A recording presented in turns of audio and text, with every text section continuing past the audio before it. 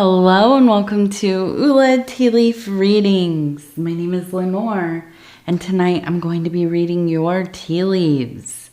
This is a horoscope for Pisces. If Pisces is your solar, lunar, ascendant / rising sign, then this is a message for you. All right, let's get started.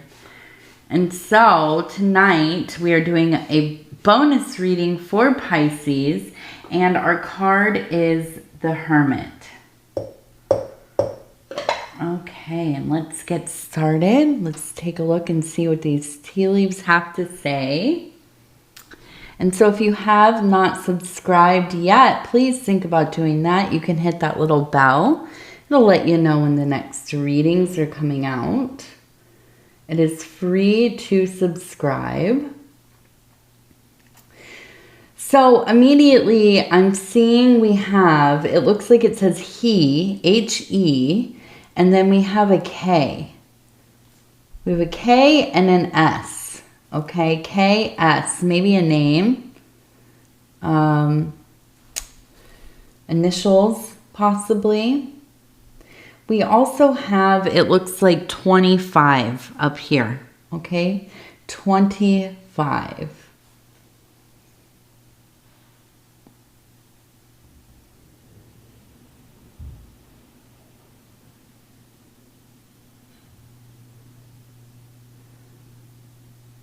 Okay.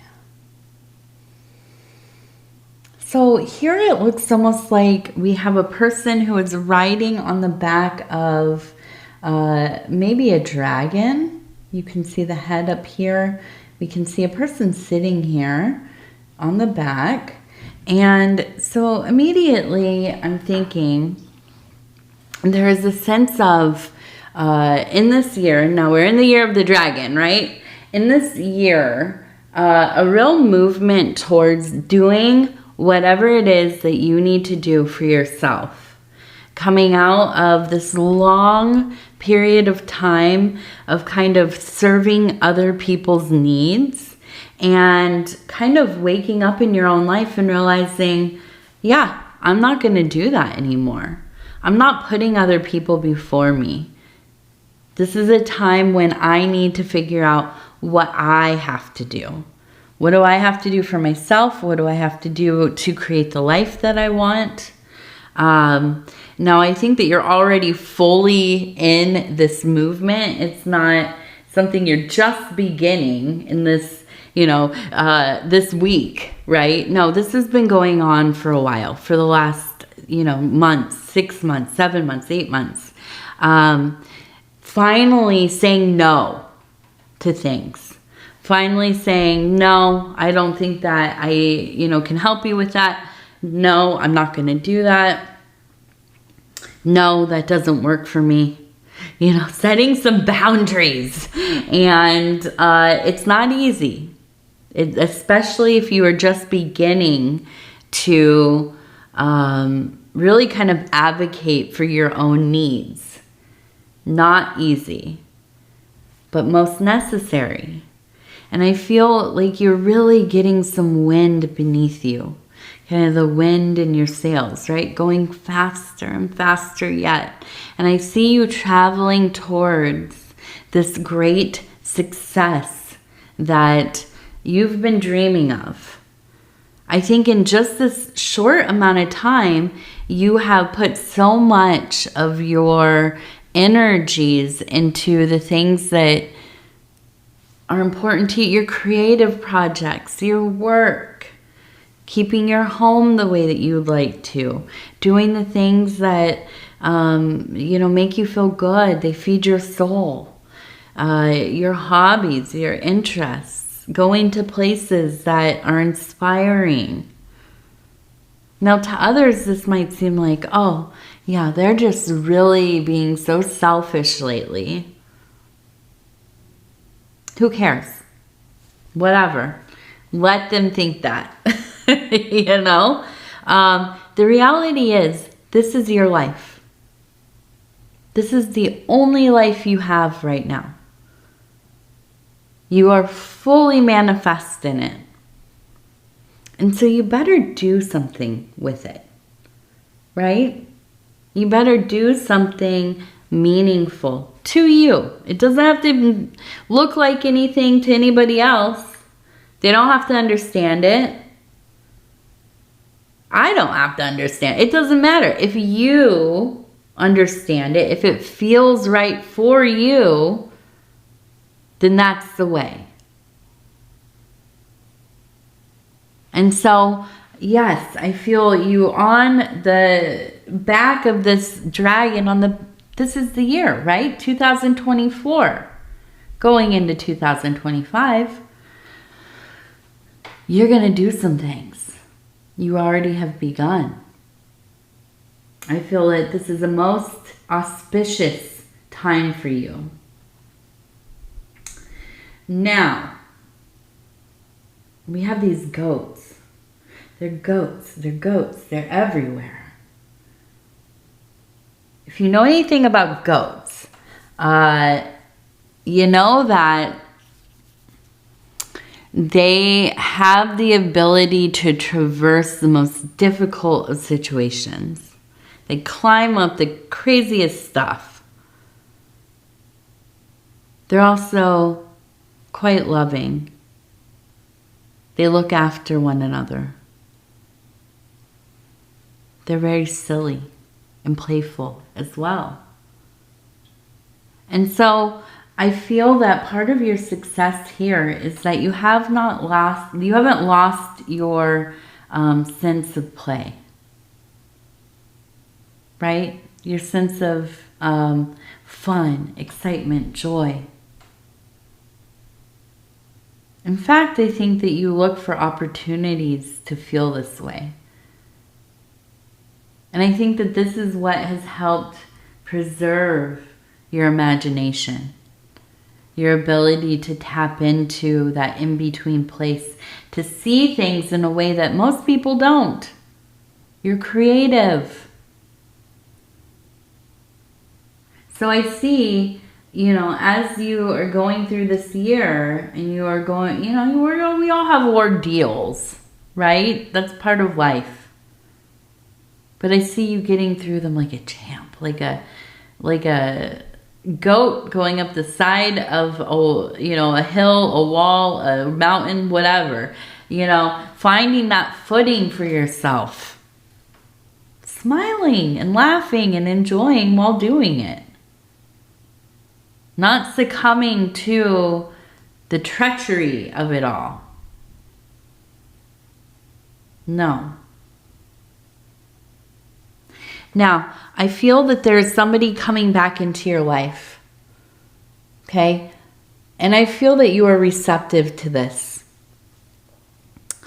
It might be, I just feel that this might be a sibling for some reason, but it could be a friend, a cousin, somebody you you grew up with, right?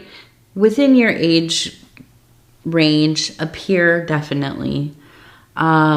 But there's been some division. And maybe this was just circumstantial. Maybe like one of you moved away and you just kind of, you're on Facebook or whatever and you keep up with each other, but you never really talk, right? Isn't that a weird thing about the world these days is like we keep up with so many people, yet we never talk to them? I always think about how bizarre that is, but it's true. It happens a lot.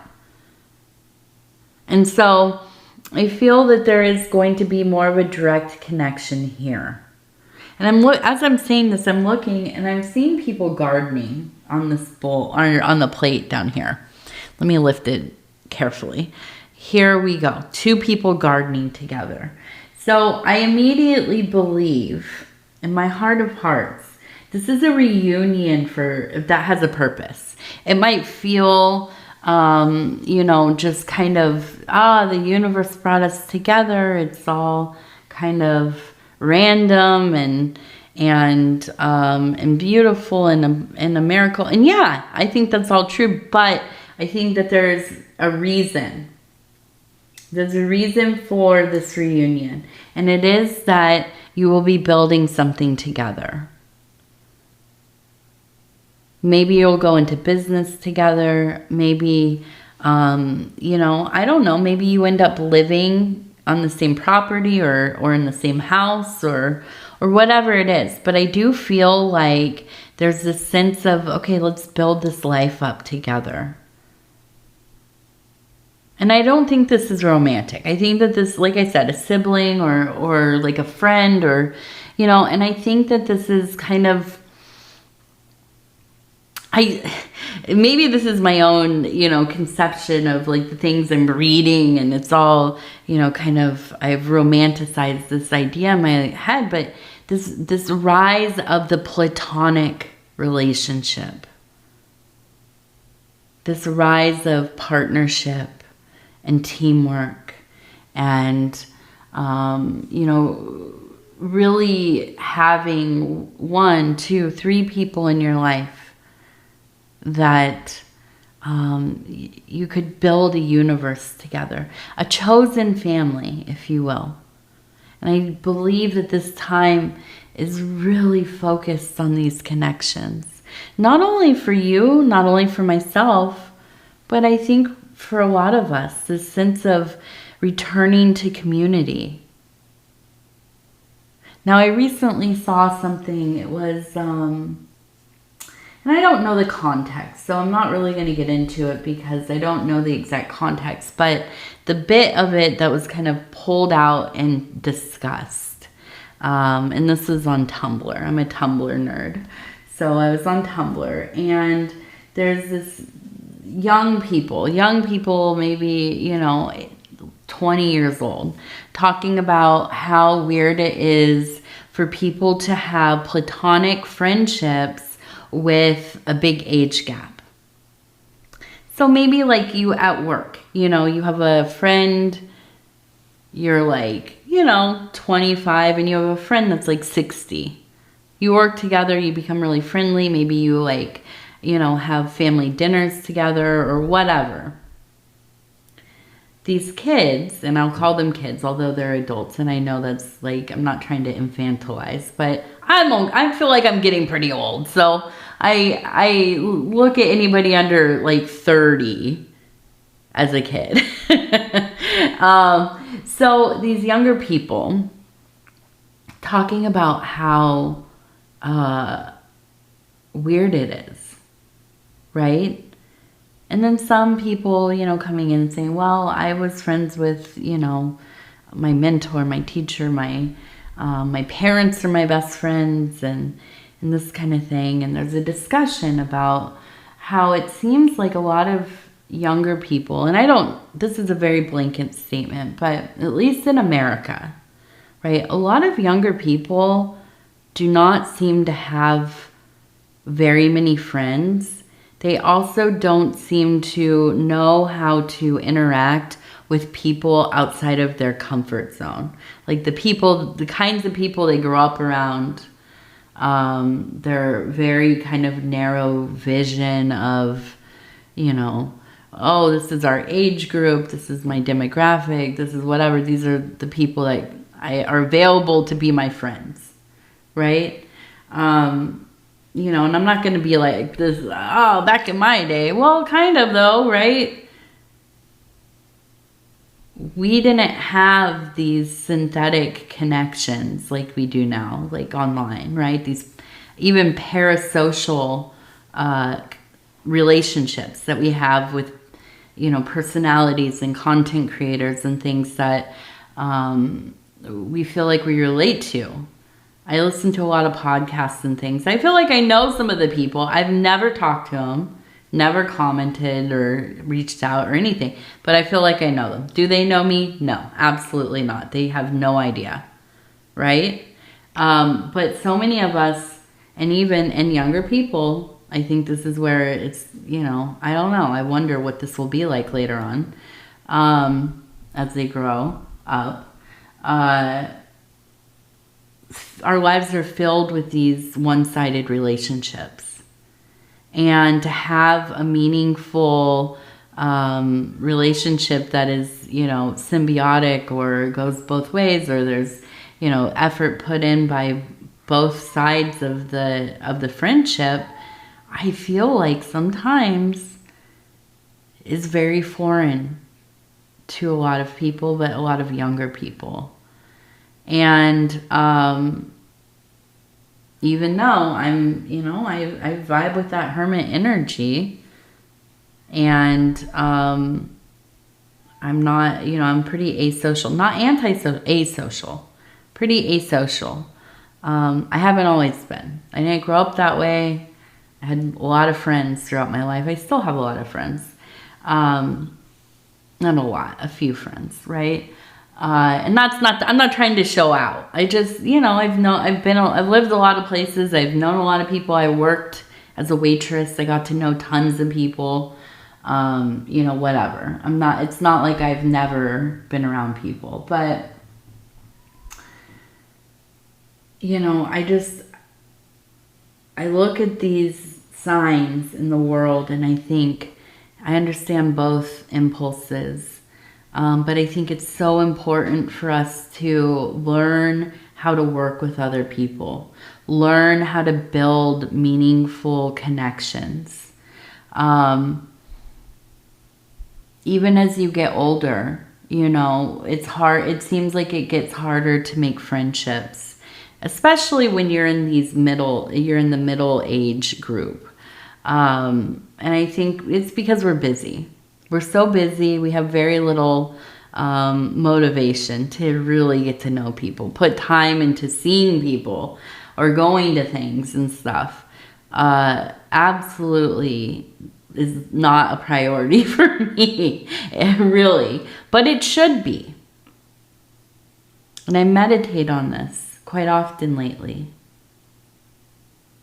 Making these connections, allowing people into my life, even people who, you know, we maybe have given up on. We had some kind of falling out, or, you know, maybe you haven't talked to them. Like I said, you've been online, you see what they're doing, you feel like you know them still, but you haven't talked to them. So I do feel that there is this more direct, intentional connection here. And this little Pudgy is singing a song. He likes to come down to the where the studios are. There's a long hallway, and it's so echoey. He comes down here and yodels. I was talking about this on one of the other readings. He's, you know, he's older. Now I keep forgetting, 16 or 17. He just had his birthday, and in March, and I feed him. Now he has like a senior kind of special dry food, you know, that he can eat, but he also gets this wet food, right? Pate, and then another kind that's even kind of like a gravy type of deal. And we go back and forth throughout the day between those. I feed him, he likes to graze, so he eats a little bit here and there. But even after he's just eaten a good portion, it's something about older cats. They just, it's food is the big drive for them, you know. And I had a cat that was 21 when he transitioned. It was a few years ago. And then my next cat after him, that transitioned, who was one of the great loves of my life, his name was Guido. He was 17. They both did the same thing as Pudgy. And I've heard from you all, from the comments and stuff, that you have older cats that kind of are, I don't know if it's like senility or they just, I don't know. It's like pleasurable to eat, maybe one of the few pleasures they have anymore.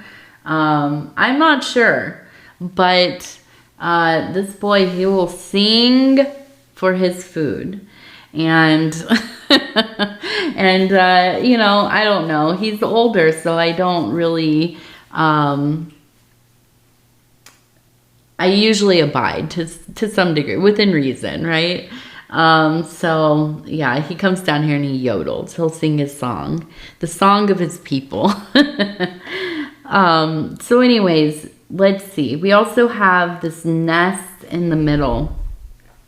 So I feel like there's this connection happening. But there's also this instinct, I think, towards that solitary living that you do like. You know, as a Pisces, I think that you are okay being with yourself. You stay busy with your interests and things. Now, with the nest, I feel like there are, some children in the family, grandkids, great-grandkids maybe. But I do feel like at times you really miss having that full house and all of the busyness of it. Now, you might still have kids in the home. Maybe they're a little bit older, or, they're adult children living with you.